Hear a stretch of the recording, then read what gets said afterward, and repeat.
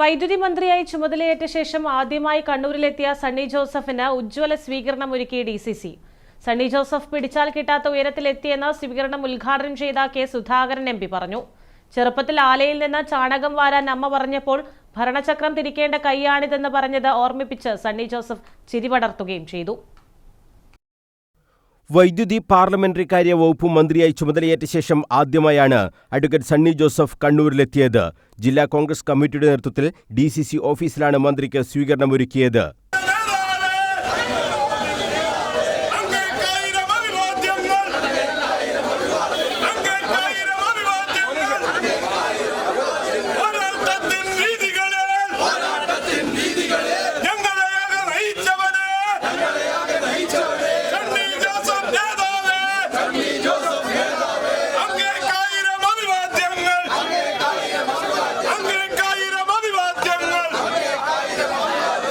സ്വീകരണയോഗം മുൻ KPCC president K Sudhakaran MP ഉദ്ഘാടനം ചെയ്തു.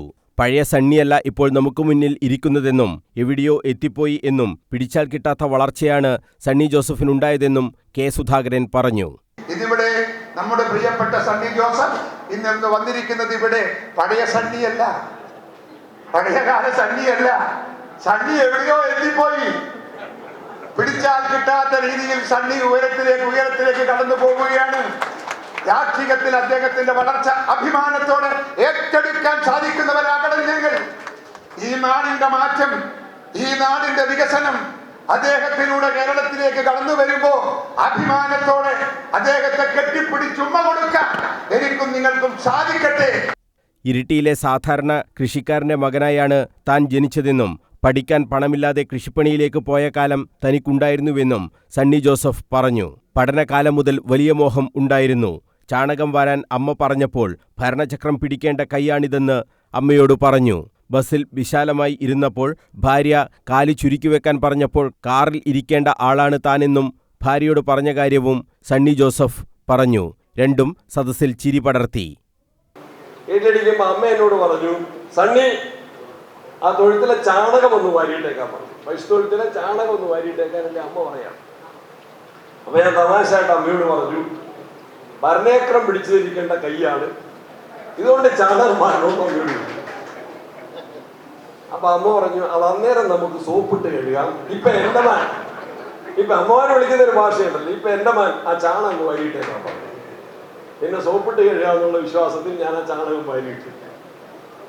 ഒരു ദിവസം ചന്ദ്രക്കാമ്പാറയിൽ ഒരു മരിച്ച വീട്ടിൽ പോയിട്ട് ഞാനും ഭാര്യയും കൂടെ ശ്രീകണ്ഠപുരത്ത് നിന്ന് ഇരിട്ടിക്ക് നേരത്തെ പറഞ്ഞ പോലെ നെച്ചാട് പാലം പണിതിട്ടില്ല, അവിടെ ശ്രീകണ്ഠപുരം വഴി പോകണം.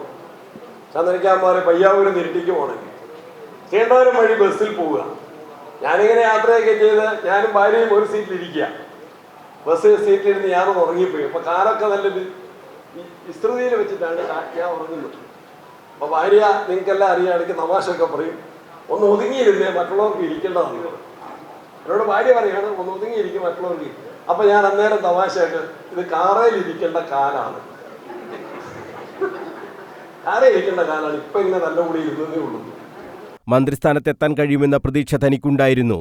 എന്നാൽ KPCC പ്രസിഡന്റ് സ്ഥാനം തീർത്തും അപ്രതീക്ഷിതമായി തന്നിൽ വന്നു ചേർന്നതാണെന്നും സണ്ണി ജോസഫ് പറഞ്ഞു. തന്റെ വകുപ്പുമായി ബന്ധപ്പെട്ട് ഒരു പരാതിയും തനിക്കില്ലെന്നും സണ്ണി ജോസഫ് വ്യക്തമാക്കി.